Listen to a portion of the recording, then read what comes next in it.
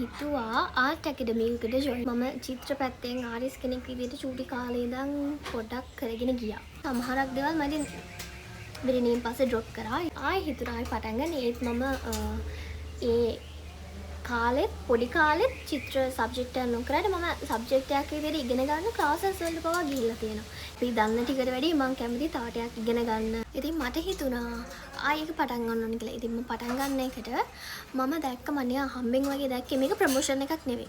ඉන්ස්ටා එකේ දාලාදී හයිලයිට්ස් වල මම කරපු ආර්ට්ස් කිහිපයක් සෙල් කරන්න කරපු ආර්ට්ස් කිහිපයක් ටුවරිස්ට්ලට ඇකඩමි එකක් මම හිතන්නේ මාස 3ක කරන්නේ දෙලික ආර්ට් ගැලරි එකෙන් ඔයගලගෙන් ආර්ට්ස් ගන්න පුළුවන්. ඒ වගේම එයාගේ දැන් යනවා හයිපර් රියලිස්ටික් පෝට්‍රේට් ක්ලාස් එකකට ජොයින් වෙලා බලන්න. දැන් මම පර්ෆෙක්ට් නෑනේ මම ආටිස්ට් කෙනෙක් විදිහට පොඩි කාලේ ඉඳන් කරගෙන ගියාට හිතුවා මම තව ටිකක් ඉගෙන ගන්න ඕනේ කියලා. ඇහුවා කොහොමද මේක වෙන්නේ එහෙම කියලා. ඒක මේ දවස්වල යන ඔෆර් එකක් එයාගේ 28000ක මාස 3ක එයාගේ ආර්ට් ටූල්ස් කිට් එකක් අපේ ගෙදරටම එනවා 11000ක් වටිනවා. ඉස්සරහට තිබ්බා යාගේ සෙමිනාර් එකක් මට ඒක ජොයින් වෙන්න බැලුවා. මම ඉතින් රැට තියෙන්නේ. ඉතින් ඕන කෙනෙක්ට ජොයින් වෙන්න පුළුවන්. කියන්නේ චිත්‍ර කරන කෙනෙක්ම නෙමෙයි. චිත්‍ර කරන්න කියන්නේ ඔයාලට බිඳුව ඉඳන් ඉගෙන ගන්න පුළුවන්. කියනවා ඔයාලට චිත්‍රය කලින් බෑ කියන්නකෝ.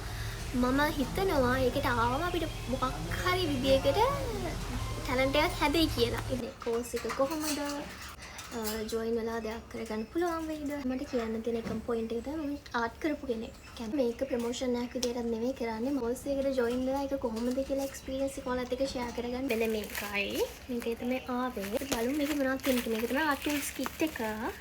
ඉතින් මේවා දන්නවා මේ කොච්චරක් වටිනවද කියලා. මේ පෙන්සිල්ස් හැම ස්කෙචින් ඉරේසර් එකක් තියෙනවා. මම පෙන්නනවා මේ ඔක්කොම පරිස්සමට කිසිම දෙයක් ඩැමේජ් වෙන්නේ නැතුව ඇවිල්ලා තියෙනවා. ඒ වගේම පැකේජින් එක හොඳයි. ඊයොත් මම දන්නවා මේවා ගොඩක් ගණන්. මම ඉස්සර මේකේ බුක් එක ගන්නේ මේ පේපර් එකේ. ඇත්තටම මේ ඔක්කොම 11000ක් වටිනවා.